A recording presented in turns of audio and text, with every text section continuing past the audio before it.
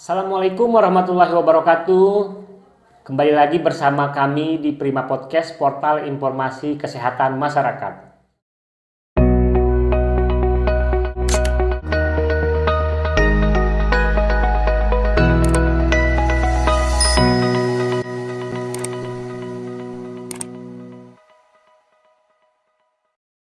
Di Prima Podcast ini kita akan membahas terkait dengan kesehatan, baik itu program-program pemerintah pusat, seputaran-seputaran penyakit yang ada di wilayah Puskesmas Rarang, dan juga program-program yang ada di Puskesmas Rarang.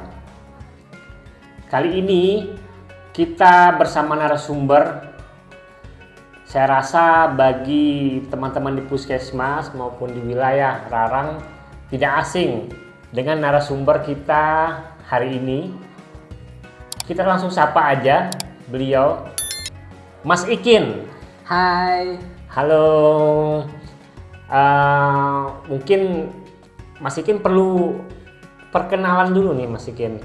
Ya. Biar tak kenal maka tak sayang, ada pepatah. Jadi mungkin biar lebih disayang oleh pemirsa di rumah. Siap. Tentunya bukan host ataupun narasumbernya, mungkin programnya yang lebih disayang Mas Ikin. Jadi perlu kita perkenalan juga. Siap. Nah, silakan Mas Ikin mungkin memperkenalkan diri terlebih dahulu. Terima kasih Mas Agil. Perkenalkan, nama saya Lalu Hairul Razikin.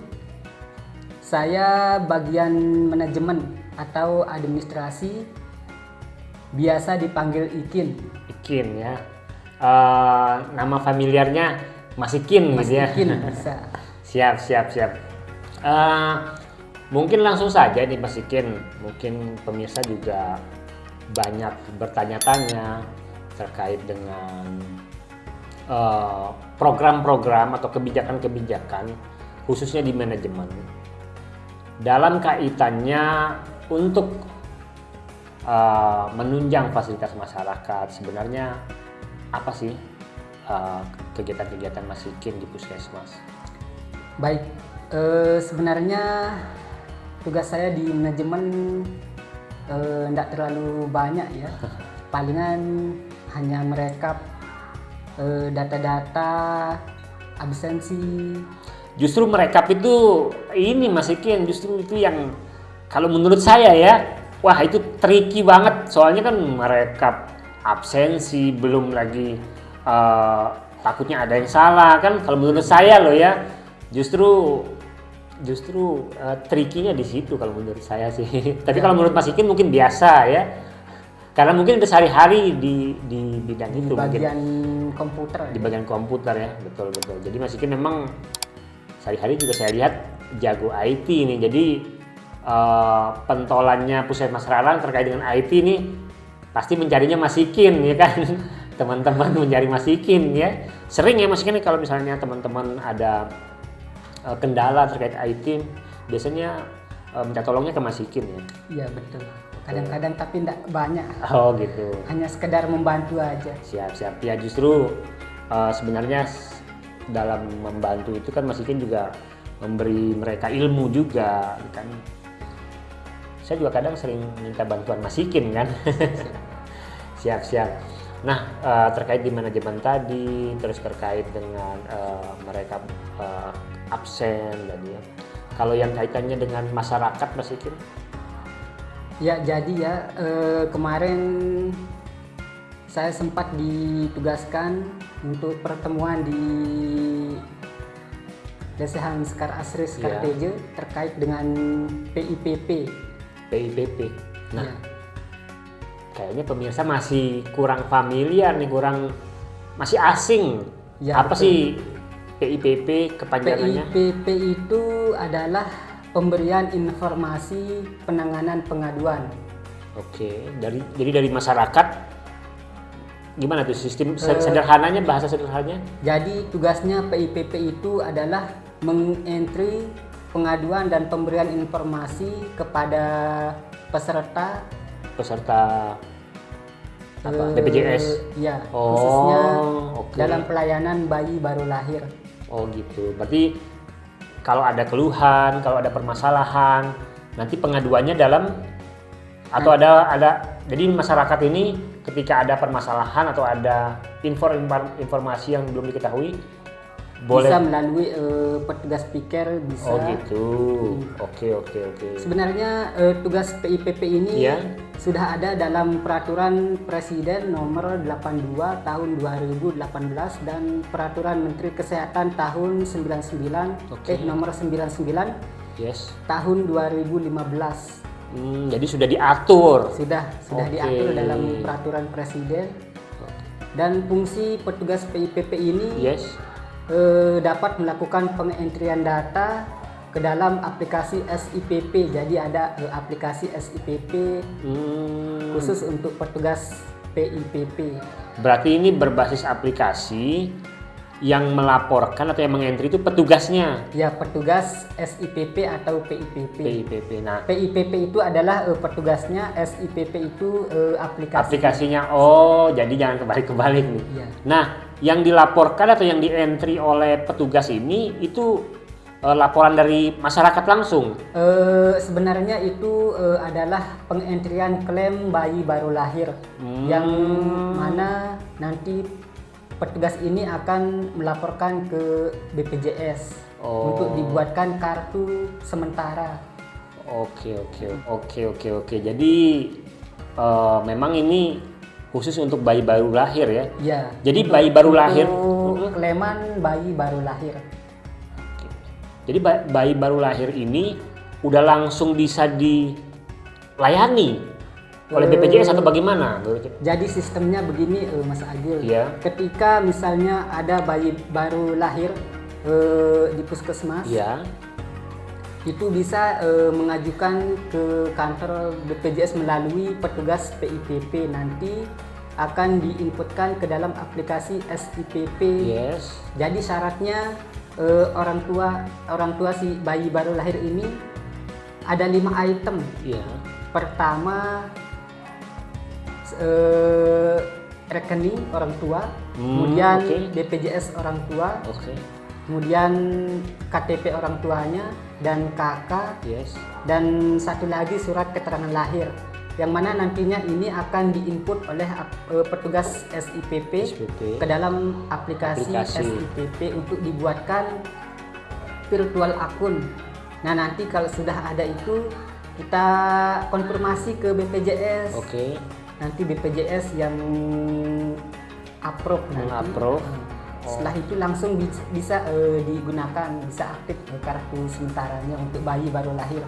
Artinya bisa langsung dilayani? Bisa. Oh gitu. Bisa langsung.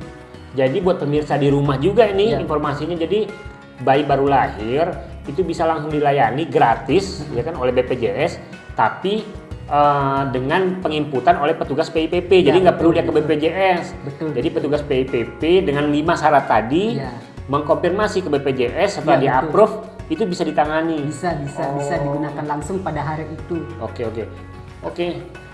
Jadi langsung menjadi peserta BPJS. Langsung.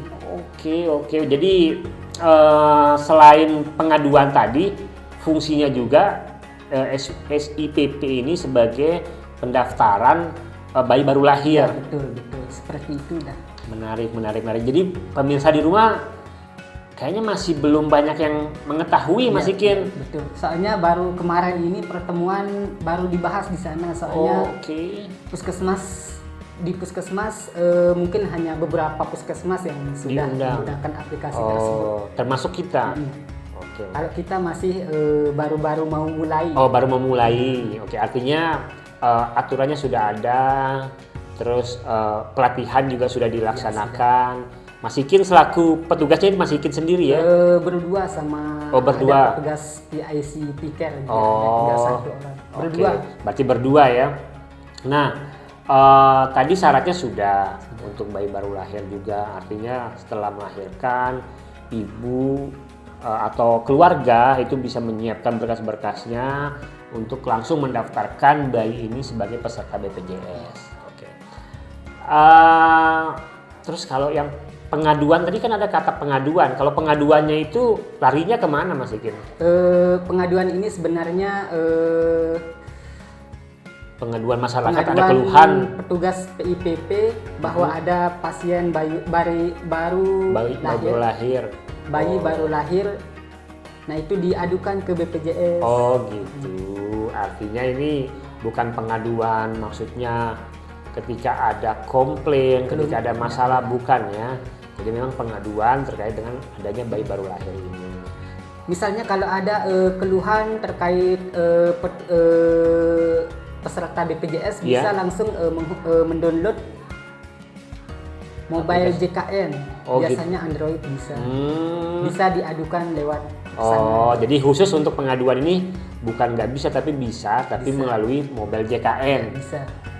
Betul. Saya rasa memang ini harus harus dilakukan juga oleh peserta BPJS kita karena mungkin banyak permasalahan-permasalahan di puskesmas yang mungkin mereka bingung mau ngadukan kemana kan, sehingga ini maaf nggak apa-apa sedikit. Sebenarnya banyak sekali yang bisa kita manfaatkan di mobile JKN terkait dengan Oke. Nah, ini mungkin menarik juga nih. Kita perlu bahas nih terkait mobile JKN, mungkin umumnya singkat-singkat aja, mungkin pemirsa juga perlu tahu. Walaupun ada memang sosialisasi dari pihak BPJS, tapi Mas Ikin yang sehari-hari bergelut di bidang BPJS ini dan PIKER ini mungkin bisa disampaikan juga ke pemirsa. Bisa. Baik, jadi manfaat dari mobile JKN ini banyak sekali. Salah satunya sedikit saya sampaikan. Pertama, kita bisa mengecek kartu nonaktif. Oke. Kemudian bisa cek tagihan. Kemudian bisa pindah paskes juga bisa dari sana. Dari mobil JKN? Bisa. Oh, saya kira harus ke kantor BPJS. Enggak. Oh, jadi sekarang sudah bisa lewat mobil JKN. Oke. Jadi cukup simpel jadinya, cukup simpel. Jadi untuk mengurangi proses mengurangi perkumpulan ini ya, biar keramaian gitu ya. Betul. Oke, Mas Ikin, menarik sekali sih Mas Ikin. Jadi kita bisa petik yaitu terkait dengan SIPP tadi yang dilakukan oleh PIPP sehingga bayi baru lahir itu bisa langsung terdaftar menjadi peserta BPJS. Betul. Nah, kaitannya dengan BPJS pun itu tadi Mas Ikin sudah banyak menjelaskan terkait dengan manfaat-manfaat mobile JKN. Menarik Mas Ikin, jadi memang perlu tahu masyarakat terkait dengan beberapa program ini, dan dengan adanya Mas Ikin di sini, ini merupakan ilmu baru juga, informasi baru terkait masyarakat. Jadi masyarakat tidak perlu khawatir dengan beberapa proses yang panjang sebelumnya. Sekarang sudah dibuat sedemikian singkat, ringkas, sehingga pelayanan pun bisa maksimal. Bisa maksimal. Betul Mas Ikin. Nah, Mas Ikin, boleh nggak misalnya lain kesempatan kita undang lagi nih? Siap. Bisa, di Prima Podcast ya kan. Mengingat Mas Ikin juga punya jadwal banyak sekali nih. Belum lagi teman-teman direkap, absen kan Mas Ikin yang merekap kan, terkait dengan kehadiran, terus terkait dengan laporan kinerja teman-teman kan. Tapi untuk sementara ini mungkin untuk rekapan absen sudah kita kasih ke teman yang lain. Oh gitu, jadi agak ringan lah ya, agak ringan. Mas Ikin bisa fokus ke BPJS ini. Bisa. Oke.